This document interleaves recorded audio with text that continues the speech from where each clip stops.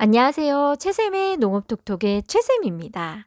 오늘은 진주샘, 화수 모양 이상의 원인, 가지 유인 방법, 1차 지베렐린 처리 후 약해, 무당벌레, 애벌레, 꽃등의 진딧물에 대해서 말씀드리겠습니다. 먼저 진주샘입니다.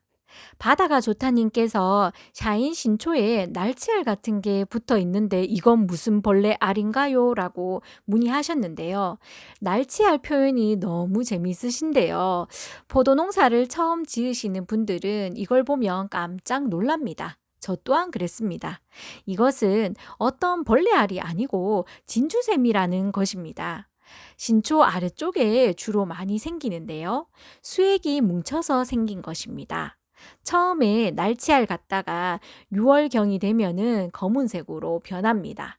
나무에 아무 지장을 주지 않으니까 전혀 걱정 안 하셔도 되겠습니다. 다음은 이종필님께서 꽃송이가 뭉툭하고 두 개로 갈라지는데 이유가 뭔지 문의하셨습니다. 여러분들 밭에도 그런 경우가 많으시죠? 원래 더 많은 것 같은데요.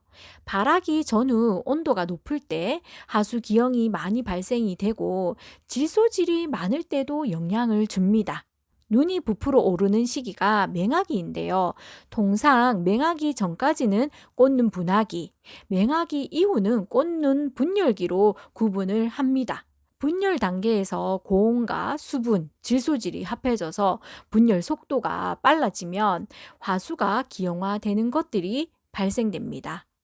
따라서 같은 조건에서 실제로 천창이 없는 단동하우스와 연동하우스를 비교할 때에 단동하우스가 온도 관리가 안 되기 때문에 기형이 더 많습니다.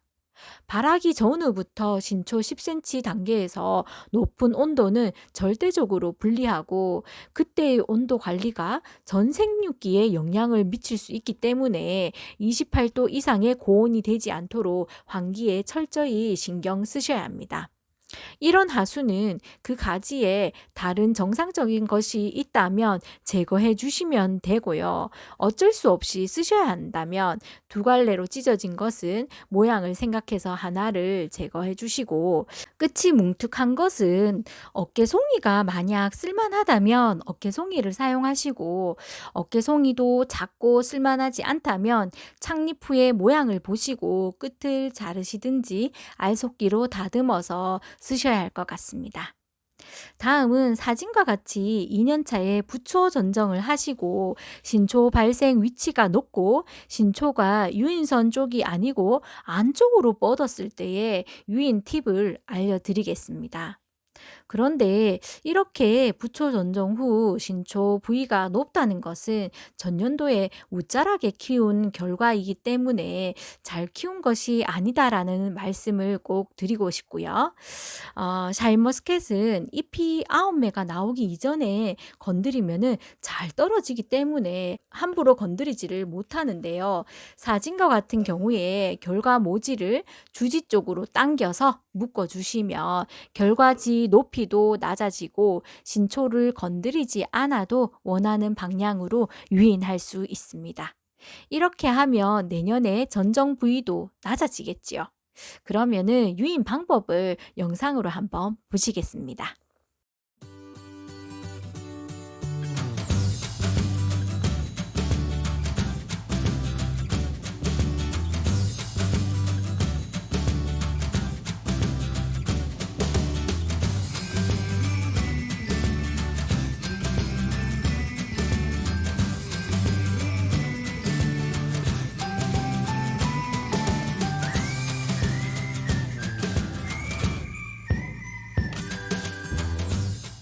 잘 보셨나요? 참고하시고요. 새싹 그림님이 가지 비틀기를 해도 괜찮냐고 질문하셨는데요. 가지 비틀기를 하면 며칠은 스트레스를 받을 수 있으나 죽지는 않습니다. 괜찮고요. 예.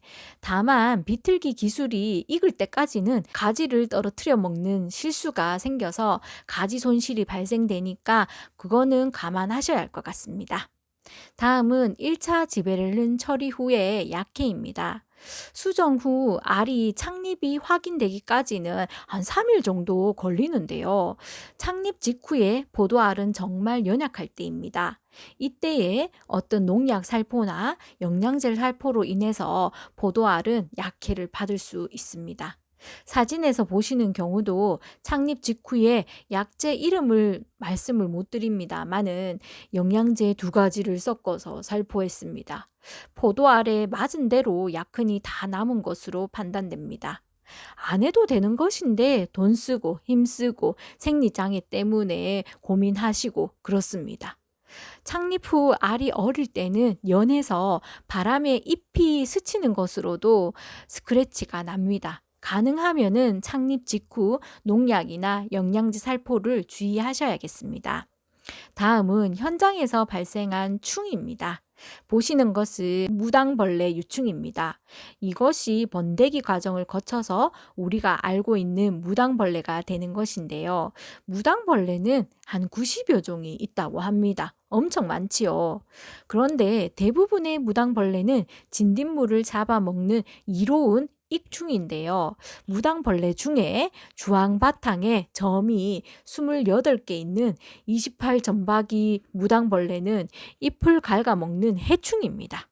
몇 해 전에 저는 이 28 점박이 무당벌레한테 크게 당했습니다. 고추를 3포기 심어 놓았었는데요. 그때만 해도 무당벌레는 좋은 놈이라고만 알고 있었기 때문에 이 무당벌레를 보고도 진딧물 잡아먹으러 왔구나 하면서 그냥 두었는데요. 가만히 관찰해 보니까 고춧잎을 진짜 남김없이 갉아먹고 있었습니다. 그제서야 무당벌레를 알아보니까 잎을 갉아먹는 해충도 있다는 것을 알게 되었습니다. 이름도 28 점박이 무당벌레인데요. 진짜 욕 나오더라고요. 절대 잊어버리지 않을 이름입니다. 그러나 사진에서 보는 이 유충은 칠성 무당벌레 유충으로 보입니다. 진딧물을 잡아먹는 익충입니다. 참고하시고요. 다음은 꽃등에입니다. 모습이 파리 같기도 하고 벌 같기도 한데요. 그래서 벌파리라고도 합니다.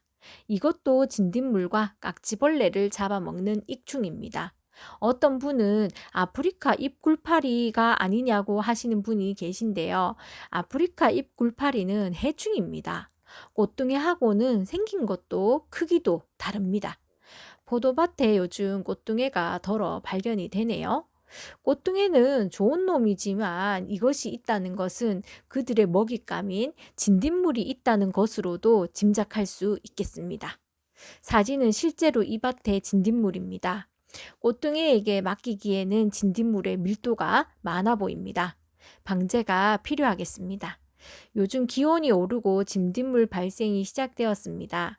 포도에 등록된 진딧물 약은 없습니다만은 포도에 다른 해충 방제로 등록이 되어 있고 다른 작물에는 진딧물 방제로 되어 있는 약재가 있는데요. 예를 들면 모스피란이나 트랜스폼, 펜턴 같은 것들이 있습니다. 이런 류의 약재를 쓰시면 되겠습니다.